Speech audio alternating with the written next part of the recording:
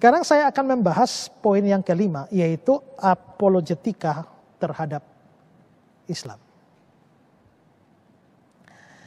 Apologetika terhadap Islam ini saya tidak bermaksud untuk menjawab semua pertanyaan mereka, ya.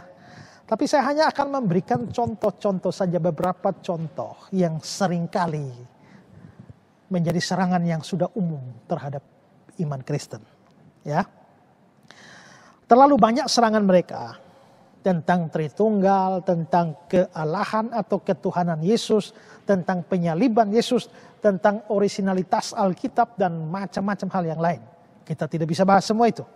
Saya mau berikan beberapa contoh saja serangan mereka dan kita bisa melihat contoh-contoh yang lain dalam pengalaman hari-hari. Nah, kita bisa mendapati ada banyak pertanyaan. Misalnya, pertanyaan-pertanyaan, jika Yesus adalah Tuhan, bagaimana mungkin Tuhan dilahirkan? Jika Yesus adalah Tuhan, mengapa dia tidak tahu hari kiamat? Kalau Yesus itu Allah, kenapa Yesus perlu makan dan minum? Jika Yesus itu Allah, mengapa dia bisa tidur? Jika Yesus Tuhan, kenapa dia berdoa kepada Allah di Taman Getsemani? Dan banyak pertanyaan lain. Saya teringat tulisannya Insan Mokoginta yang almarhum itu.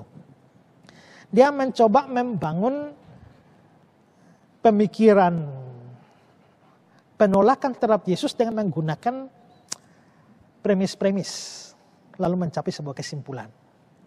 Misalnya dia premis mayor, Allah tidak tidur. Premis minor, Yesus tidur. Kesimpulannya, Yesus bukan Allah. Premis mayor, Allah tidak perlu makan. Premis minor, Yesus perlu makan. Kesimpulannya, Yesus bukan Allah. Mayor, Allah tidak dilahirkan. Minor, Yesus dilahirkan. Kesimpulannya, Yesus bukan Allah. Dan masih banyak itu penalaran dari Insan Mokoginta. Model seperti itu, pertanyaan-pertanyaan seperti itu tuh sebenarnya kita mempunyai atau kita bisa menjawab, itu yang saya bilangkan penting untuk memahami doktrin. Untuk menjawab pertanyaan-pertanyaan ini kita perlu beberapa hal, bisa menjawab beberapa hal. Pertama, kita perlu menjelaskan kristologi singkat kepada mereka soal keunikan Kristus. Karena ingat bahwa kita percaya Yesus itu adalah Allah, lalu dia jadi manusia. Bukan manusia yang dijadikan Allah atau Tuhan. Kalau manusia jadi Tuhan, tidak bisa. Bahkan Tuhan pun tidak bisa membuat seorang manusia jadi Tuhan. Ya. Tapi Allah jadi manusia, itu tidak mustahil. Tapi pada waktu dia jadi manusia, dia tidak berhenti jadi Tuhan atau jadi Allah. Kenapa? Karena Allah itu punya sifat tidak berubah. Maka waktu Allah jadi manusia, itu dia tidak berhenti untuk seterusnya atau untuk sementara jadi Allah atau jadi Tuhan, itu tidak. Allah menjadi manusia. Bukan kehilangan kealahan, tapi ketambahan kemanusiaan. Kalau saudara lihat contoh ya dalam kalimat ini. Apa boleh buat nasi sudah menjadi bubur. Nasi jadi bubur. Nasi jadi bubur. Kalau nasi jadi bubur, yang sekarang ada apa? Yang sekarang ada bubur. Nasi mana? Hilang. Tidak ada lagi. Tinggal bubur saja, nasi hilang. Tapi kalau dikatakan Esra menjadi pendeta. Esra menjadi pendeta. Waktu Esra jadi pendeta, yang sekarang ada pendeta. Esranya mana? Hilang. Kalau hilang terus yang ngomong dengan saudara ini siapa? Saya tidak hilang bukan? Esra jadi pendeta, pendetanya ada. Esranya juga tidak hilang. Makanya disebut pendeta Esra. Allah jadi manusia. Itu bukan Allahnya hilang. Seperti yang diajarkan Erastus Sabdono itu. Allahnya tetap. Hanya ketambahan manusia. Makanya Yesus itu adalah manusia Allah. Allah sejati, manusia sejati. Allah sendiri dalam rupa insan, sembah dan puji Dia. Gitu kan lagu Natal. Nah, hampir semua ayat yang berkaitan dengan Natal itu membicarakan kealahan dan kemanusiaan Yesus secara bersama-sama. Saya menunjukkan kepada saudara sejumlah ayat. Misalnya, Yesaya 9 ayat 5. Ayat-ayat yang warna kuning ini menunjukkan kemanusiaan, sedangkan ayat yang warna biru ini itu menunjukkan kealahan. Sebab seorang anak telah lahir untuk kita, seorang putra diberikan untuk kita, lambang pemerintahan ada di atas bahunya. Anak dilahirkan, seorang anak telah lahir, ini berarti manusia. Namanya disebut orang penasihat ajaib, Allah yang perkasa, Bapa kekal, Raja damai. Kata-kata yang berwarna biru ini tak mungkin untuk manusia. Mana mungkin manusia disebut penasihat ajaib, apalagi Allah yang perkasa, Bapa kekal, Raja damai. Kalau begitu Yesaya 9 ayat 5 itu membicarakan ada kemanusiaannya, ada kealahannya. Mika 5 ayat 1. Tetapi engkau, hai Bethlehem Efrata, hai yang terkecil di antara kaum-kaum Yehuda, daripadamu akan bangkit bagiku seorang. Akan bangkit bagiku seorang, berarti ini kemanusiaan. Yang memerintah Israel, yang permulaannya sudah sejak purbakala, sejak dahulu kala. Dia sudah ada sejak purbakala, sejak dahulu kala. Ini pasti Allah.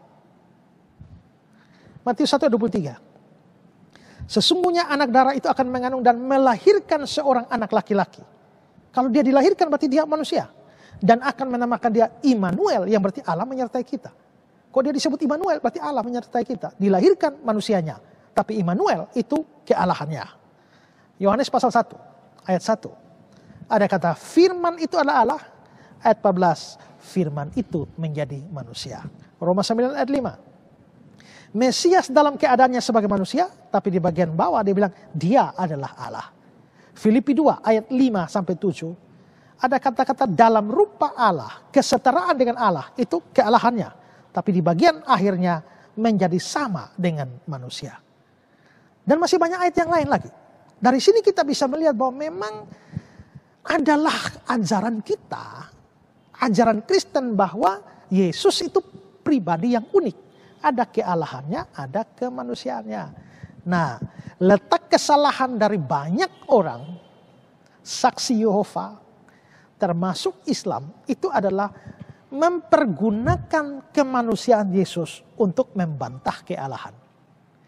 Dulu, awal gereja, bidat-bidat awal gereja, itu menolak kemanusiaan. Mengakui kealahan, menolak kemanusiaan. Kalau yang terjadi sekarang ini, orang mengakui kemanusiaan, menolak kealahan. Menurut saya dua-duanya sama-sama sesat, sama-sama salah. Nah, kesalahan mereka dulu adalah mempergunakan segala atribut kealahan untuk membantah kemanusiaan. Kesalahan yang sekarang adalah mempergunakan segala atribut kemanusiaan untuk membantah kealahan. Yesus itu banyak berkata-kata, banyak berbuat, banyak bertindak sebagai manusia. Tapi banyak berkata-kata, banyak berbuat, banyak bertindak sebagai Allah. Yang untuk manusia ini digunakan untuk membuktikan dia manusia. Yang ini digunakan untuk membuktikan dia Allah. Jangan pakai yang manusia ini untuk membuktikan dia bukan Allah. Atau jangan pakai kealahannya untuk membuktikan dia bukan manusia. Itu sudah salah jurus, Mas. Ya. Saya seorang pendeta, kadang-kadang tampil sebagai pendeta. Pakai toga, stola. Tapi saya juga suka main pingpong.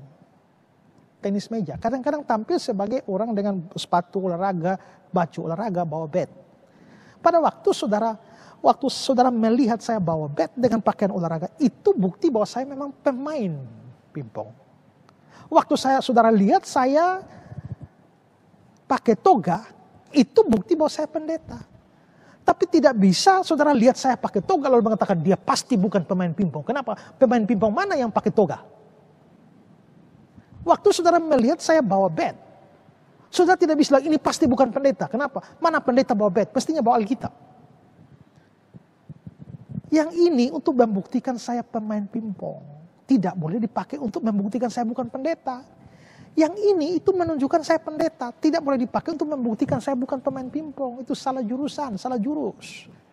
Nah, maka kalian yang menyerang Kristen seperti tadi yang pertanyaan-pertanyaan kita lihat, atau yang sudah saya contohkan dari Insan Moko Ginta itu menunjukkan bahwa kalian tidak mengerti kristologi, Biarpun Saniho Munir atau siapa namanya itu, Insan Moko Ginta menyebut diri Kristolog, tapi mereka sama sekali tidak mengerti Kristologi. Ya. Jadi dari situ kita sudah sebenarnya dengan prinsip itu saja, pemahaman doktrin seperti itu, kita bisa meruntuhkan banyak pertanyaan dan serangan mereka. Jadi kita perlu jelaskan Kristologi singkat. Kedua, beritahu mereka bahwa kesalahan mereka adalah memakai ayat-ayat yang menunjukkan bahwa yang ini, yang kemanusiaan untuk kealahan dipakai bantah, yang hal-hal yang menunjukkan kemanusiaan dipakai untuk menunjukkan Yesus bukan Allah. Itu hal kedua.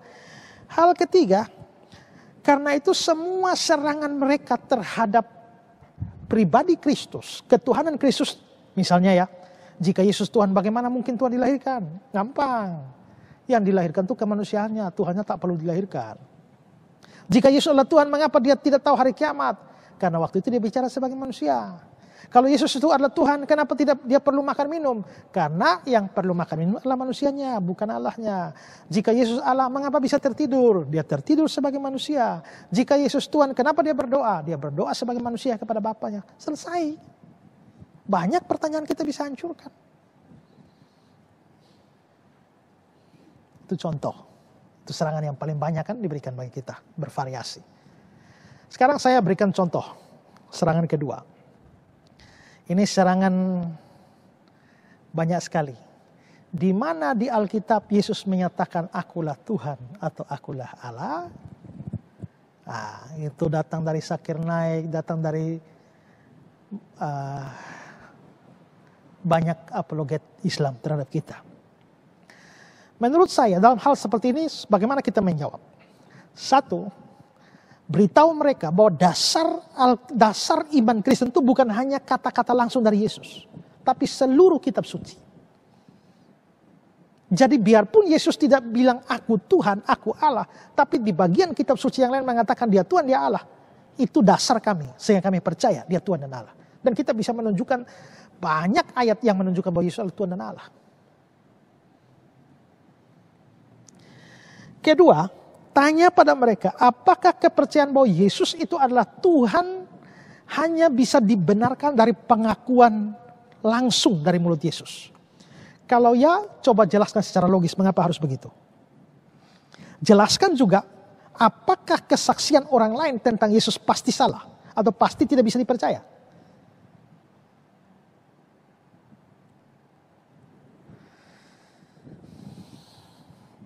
Siapa nama bapak kamu? Abdullah. Lalu saya bilang, saya tidak percaya. Kenapa? Sebelum si Abdullah sendiri datang dan mengatakan bahwa aku adalah ayah dari orang ini, saya tidak akan percaya bapakmu namanya Abdullah. Begitu. Apakah kebenaran bahwa bapakmu Abdullah hanya baru bisa diterima kalau si Abdullah mengaku sendiri bahwa dia adalah bapakmu?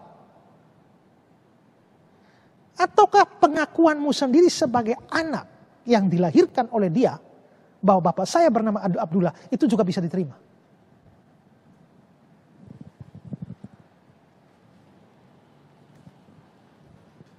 Kamu yang baru umur berapa tahun ini?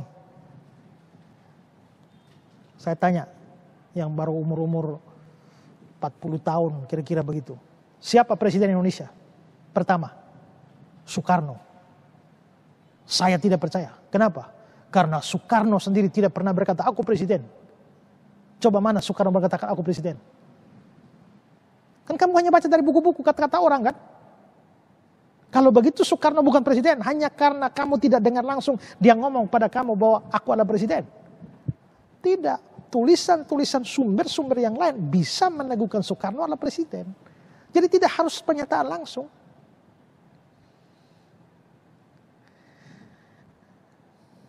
Jika argumentasi mereka sudah bisa dipatahkan, nah kita lalu mulai hal yang ketiga. Kita menunjukkan bahwa rasul-rasul, murid-murid langsung Yesus, tak usah omong Paulus, mungkin jadi masalah. Tapi kalau kita ngomong rasul-rasul, murid-murid Yesus langsung, itu mengakui dia adalah Tuhan, dia Allah. Misalnya Yohanes 1 ayat 1, ini kan tulisan Rasul Yohanes. Firman itu adalah Allah. Firman itu kan jelas Yesus, firman itu adalah Allah. Yohanes 20:28. Thomas menjawab dia, ya Tuhanku dan Allahku. Thomas bilang Tuhan Allah. 1 Yohanes 5:20. Yohanes sendiri mengatakan bahwa di dalam anaknya Yesus Kristus, dia adalah Allah. Nah sekarang, Yohanes, Thomas mengaku dia Tuhan adalah Allah. Tapi biasanya reaksi mereka gampang ditebak. Itu kan omongan Yohanes. Thomas, bukan Yesus. Gimana menjawabnya? Kembalikan pada apa yang sudah nomor 2 tadi, yaitu bahwa tidak harus dari Yesus. Kedua, katakan bahwa sekalipun yang mengatakan itu bukan Yesus, tapi mereka adalah murid-murid Yesus yang jauh lebih masuk akal dan percaya dari kata-kata murid-murid Yesus daripada mereka. Ya, sekarang saya beri contoh. Ini pernah diskusi dengan saya. Seorang Islam berkata, kata Ustadz saya Yesus itu bukan Tuhan. Saya tanya alasannya, dia jawab, katanya tidak ada dalam Bible yang mengatakan Yesus adalah Tuhan. Terus saya jawab, berarti Ustadzmu belum tamat baca Alkitab. Yohanes 1 ayat 1, firman itu adalah Allah, firman itu Yesus, jadi Yesus adalah Allah. Lalu dia mengatakan, itu kan kata Yohanes, bukan Yesus. Terus saya jawab, memang, tapi perhatikan beberapa fakta ini. Pertama, Yohanes itu kenal Yesus, sedangkan Ustadzmu tidak. Kedua, Yohanes hidup sejaman dengan Yesus, sedangkan Ustadzmu hidup lebih dari 2000 tahun setelah Yesus. 3, Yohanes adalah murid Yesus, pernah diajar oleh Yesus. Sedangkan Ustadzmu bukan muridnya dan tak pernah diajarnya. Kira-kira yang mana lebih masuk akal untuk dipercaya? Kesaksian Yohanes atau omongan Ustadzmu? Nah, begini biasa hancur. Kalau mereka persoalkan Paulus, ya Paulus walaupun Yesus sudah naik ke surga, tapi Paulus masih hidup sejaman dengan para rasul. Dia pasti mendapatkan protes dari para rasul seandainya Paulus mengatakan tidak benar. Tapi masih bagi Paulus masih sejaman dengan rasul. Semua ustadz-ustadzmu ini 2000 tahun setelah Yesus. Secara logis lebih masuk akal mana untuk diterima? Ya.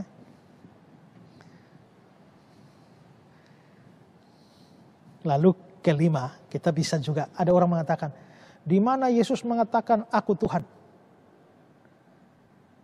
Tunjukkan ayatnya. Kalau bisa tunjukkan ayatnya, saya masuk Islam. Nah, terus saya bilang, betul, kamu masuk Islam. Saya masuk Kristen maksudnya. Tunjukkan di mana ayatnya. Saya akan masuk Kristen. Lalu saya tanya, betul, kamu masuk Kristen kalau saya tunjukkan? Ya. Lalu saya bilang, buka Yohanes 13 ayat 13-14. Kamu menyebut aku guru dan Tuhan, dan katamu itu tepat. Sebab memang akulah guru dan Tuhan. Jadi jikalau aku membasuh kakimu, aku yang adalah guru Tuhan dan gurumu, maka kamu wajib saling membasuh kakimu. Ayo, saya bilang. Tuh, Yesus bilang aku guru dan Tuhan, katamu itu tepat. Ayo, masuk Kristen. Menghilang dia. Mungkin sudah dibaptis. Ya memang kalau kita pergunakan ayat ini, nanti kan mereka akan bilang, oh itu bukan Tuhan tapi Tuan. Ya kita bisa, tapi itu kan hanya penting untuk ya kalau yang Islam-Islam yang tak berpengetahuan tuh kasih ayat ini kan langsung mati itu ya. Tapi kalau yang agak cerdas, mereka akan mengatakan bahwa di situ Tuan bukan Tuhan. Mereka akan banding dan terjemahan-terjemahan lain. Tapi kita bisa menjawab bahwa kata Yunaninya adalah kurios. Kurios itu memang bisa Tuan, bisa Tuhan tergantung konteks. Kalaupun di sini dikatakan dia Tuan, di bagian lain itu Tuhan. Dan konteksnya menunjukkan Tuhan. Ya. Kita juga bisa katakan bahwa Yesus memang tidak eksplisit mengatakan dia Allah, aku Allah, tidak. Tapi dia menyebut dirinya anak Allah. Dan anak Allah itu Allah. Yohanes 5:18. Sebab itu orang-orang Yahudi lebih berusaha lagi untuk membunuhnya, karena dia mengatakan Allah adalah Bapanya sendiri, dan dengan demikian menyamakan dirinya dengan Allah. Jikalau mengatakan bahwa dirinya anak Allah, menyamakan diri dengan Allah, ya sudah, dia tidak perlu mengatakan aku Allah, cukup bilang aku ini anak Allah saja kan, jelas dia Allah. Kan anak manusia kan manusia. Ya, jadi itu cara menjawab misalnya contoh serangan mereka. Saya beri contoh yang ketiga. Jika Yesus dijadikan Tuhan atau Allah karena dia lahir tanpa ayah, Mengapa Adam tidak dijadikan Tuhan dan Allah? Bukankah Adam lebih hebat dari Yesus karena ia tanpa ayah dan tanpa ibu?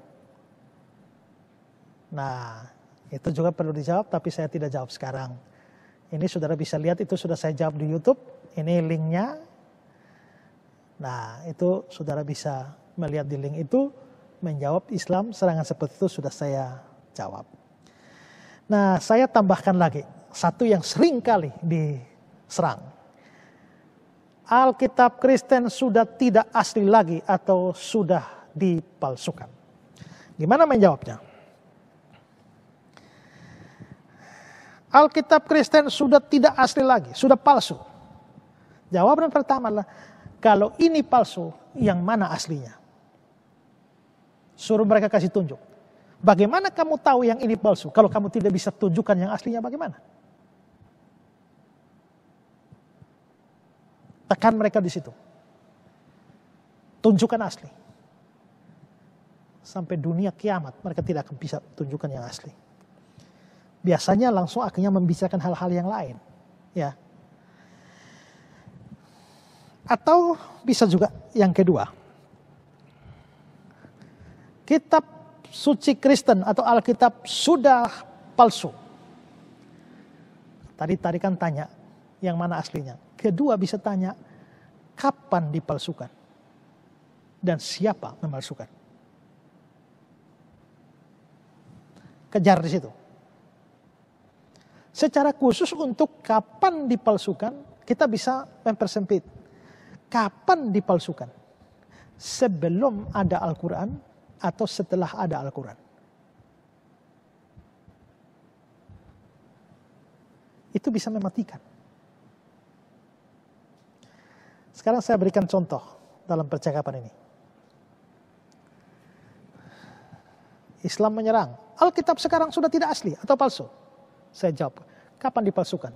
Sebelum datangnya Quran atau setelahnya? Lalu dia jawab, sebelum. Lalu saya bilang, kalau sebelum, mengapa dalam Al-Quran masih ada perintah untuk menghargai Taurat, Zabur, dan Injil? Lalu dia bilang, sorry keliru, mungkin sesudah Quran. Lalu saya jawab, kalau memang sesudah Quran, lalu untuk apa Quran datang? Bukankah dikatakan Al-Quran datang untuk mengoreksi Alkitab Kristen? Nah, dari sini dia mau bilang sebelum atau sesudah, itu juga hancur. Biasanya yang, perhatikan ya, biasanya mereka mempersoalkan ketidakaslian Alkitab itu, biasanya mereka menunjuk pada berbagai macam versi atau terjemahan. Misalnya di Alkitab ini bilang begini, di Alkitab ini bilang begini, di Alkitab ini bilang begini. Ya, kita kadang-kadang bisa menjawab, itu hanya anggapan bahwa itu adalah bertentangan.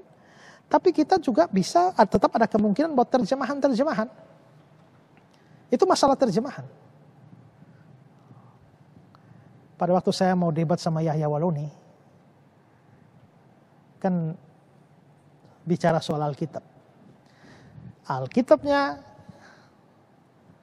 sudah palsu atau tidak asli. Saya mau tanya, tidak palsu itu, yang disebut palsu itu yang mana? Kalau yang palsu itu dipersoalkan terjemahan berbeda, maka saya juga bisa menunjukkan bahwa ada perbedaan-perbedaan juga di dalam terjemahan berbeda dari Al-Quran. Kalau yang dipersoalkan adalah kesalahan manuskrip, kita juga bisa menunjukkan bahwa ada kesalahan-kesalahan manuskrip dalam manuskrip Al-Quran. Saya pernah debat dengan orang Islam ya, lalu dia bilang,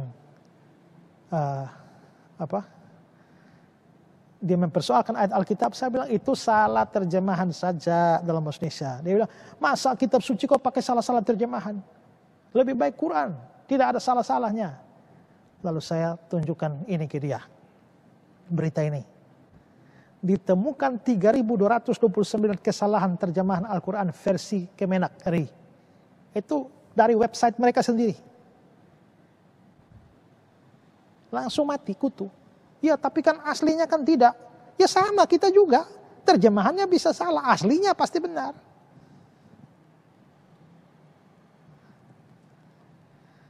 Dan masih ada pertanyaan-pertanyaan lain lagi.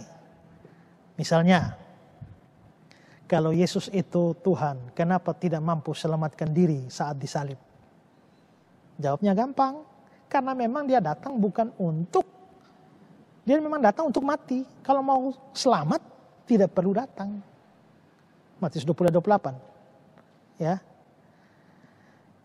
Anak manusia datang untuk dilayani, melainkan untuk memberikan nyawanya menjadi tebusan bagi banyak orang. Ya, dan masih banyak pertanyaan-pertanyaan yang lain. Saya mencatat ada banyak pertanyaan, misalnya hanya Allah yang Esa, tidak ada Tritunggal, itu karangan Paulus. Yesus baru dilantik jadi Tuhan di Konsili Nisea, itu tadi sudah saya jawab. Allah tidak beranak dan tidak diperanakan. Yesus tidak disalibkan, tidak mati, melainkan diganti orang lain. Saya juga pernah debat dengan itu. Itu orang lain yang disalib, bukan Yesus. Saya bilang tak mungkin, tidak masuk akal. Kalau orang lain bukan Yesus, bagaimana mungkin dari atas kayu salib dia bisa, ya Bapa ampunilah mereka karena mereka tidak tahu apa mereka perbuat. Kalau itu orang lain pasti sudah maki hancur semua orang di situ. Atau minimal teriak-teriak bahwa mereka salah salib. Ternyata tidak. Kalimat-kalimat yang keluar dari salib, dari atas salib, orang di atas salib itu kalimat-kalimat yang sangat luhur. Tak mungkin dikeluarkan oleh orang yang bukan Yesus. Sama seperti Yunus di perut ikan selama 3 hari 3 malam, demikian juga anak manusia akan ada dalam rahim bumi 3 hari 3 malam. Jadi Yunusnya tidak mati, berarti Yesus tidak mati. Ya, mana pengakuan Yesus dalam Alkitab bahwa dia beragama Kristen? Itu ngawur itu kan. Kristen itu kan ngikut Kristus. Bagaimana Kristus sendiri agama Kristen? Ya, mana ajaran Yesus ketika dia berumur 13 sampai 29 tahun? Mana foto asli wajah Yesus dan siapa memotretnya? Mana dalilnya dalam Alkitab Yesus lahir tanggal 25 Desember dan perintah merayakannya? Itu semua dari buku-bukunya Insan Moko Ginta. Mustahil Kristen bisa jawab. Ya, dan saya kira terlalu mudah untuk kita bisa menjawab. Yang penting kita bisa membekali diri dengan pemahaman yang benar tentang kekristenan. Nah, itu contoh-contoh apologia terhadap Islam. Tentu masih banyak lagi pertanyaan mereka. Tapi yang paling penting seperti saya bilang tadi, hafal ayat, lalu kuasai doktrin dasar, kuasai hermeneutiks, kuasai logika, kuasai sejarah. Apologetika bukan ilmu yang berdiri sendiri. Ada banyak tiang yang menopang apologetik. Saya kira ini juga masih banyak hal yang bisa dipelajari. Misalnya kita harus mempelajari apologetika yang sifatnya defensif dan ofensif, apa untung ruginya. Juga metode-metode apologetik seperti evidensial atau presuposisi masih juga banyak ya. Tapi kita punya waktu terbatas. Saya sudah bagikan ini, biarlah jadi berguna bagi kita semua. Dan saya harap bahwa semua saudara-saudara yang mengikuti seminar ini atau pelajaran ini ada di antara saudara-saudara yang mulai tertarik untuk terjun di dalam pelayanan apologetik. Ya, sampai di sini materi dari saya. Selanjutnya saya kembalikan kepada moderator. Mau tanya jawab, silakan. Tuhan memberkati.